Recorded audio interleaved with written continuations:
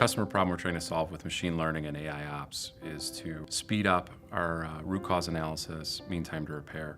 The big problem's always been finding the root cause. The mean time to repair is really a basis of how long it takes us to find what the issue is.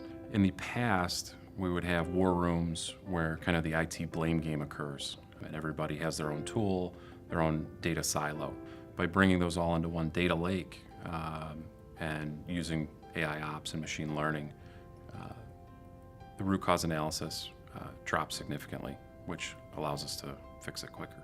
We expect the OI to improve our customer experience by offering modern views, bringing in data from disparate tools, including third parties, into a single pane of glass.